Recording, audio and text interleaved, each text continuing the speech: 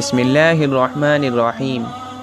السلام علیکم ورحمۃ اللہ وبرکاتہ۔ مسند احمد کی ایک حدیث میں حضرت معاذ بن جبل رضی اللہ عنہ سے روایت ہے کہ رسول اللہ صلی اللہ علیہ وسلم نے جب ان کو یمن کے لیے قاضی یا عامل بنا کر روانہ فرمایا اور وہ حضور صلی اللہ علیہ وسلم کے حکم کے مطابق وہاں کے لیے روانہ ہونے لگے تو ان کو رخصت کرنے کے لیے حضور صلی اللہ علیہ وسلم بھی ان کو کچھ نصیحتیں اور وصیتیں فرماتے ہوئے ان کے ساتھ چلے۔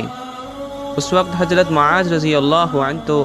حضور صلی اللہ علیہ وسلم کے حکم سے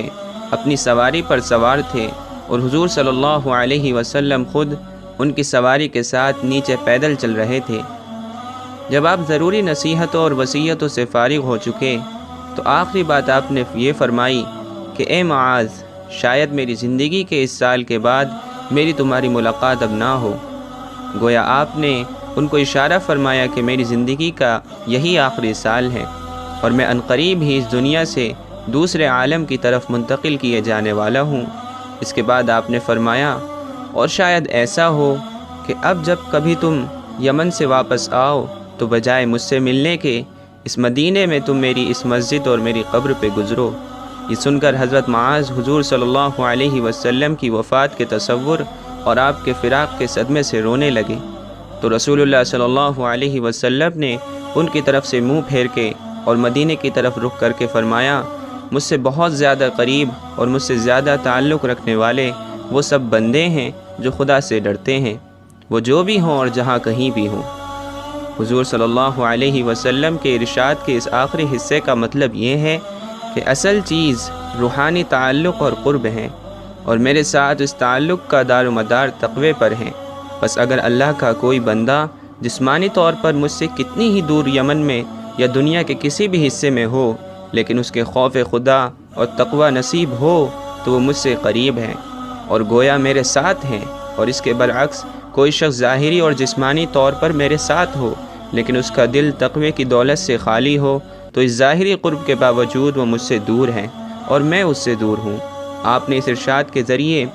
حضرت معاذ رضی اللہ عنہ کو تسلی دی کہ اس ظاہری جدائی کا غم نہ کرو، جب خوف خدا اور تقوی تمہارے دل اور تمہارے روح کو نصیب ہیں تو پھر تم یمن میں رہتے ہوئے بھی مجھ سے دور نہ ہوگے۔ اس کے علاوہ دنیا کی یہ زندگانی تو بس چند روزہ ہے، ہمیشہ رہنے کی جگہ تو دار آخرت ہے اور وہاں اللہ کے سارے تقوی والے بندے ہمیشہ کے لیے میرے ساتھ اور میرے قریب رہیں گے، اور پھر اس قرب و وصال کے بعد کسی فراق کا اندیشہ نہ ہوگا۔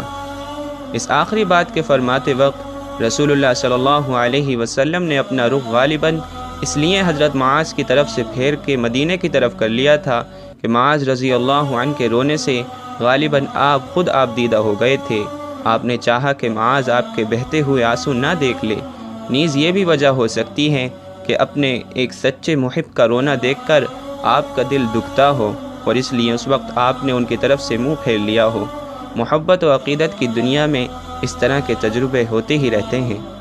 حضرت معاذ رضی اللہ عنہ کو رخصت کرتے وقت آپ نے ان کو تو حکم دے کر سواری پر سوار کرا دیا اور خود بات کرتے ہوئے پیدل نیچے چلتے رہے۔ اس میں کتنا بڑا سبق ہے اور کیسا نمونہ ہے ان سب لوگوں کے لیے جو دینی حیثیت سے رسول اللہ صلی اللہ علیہ وسلم کے نائب سمجھے جاتے ہیں۔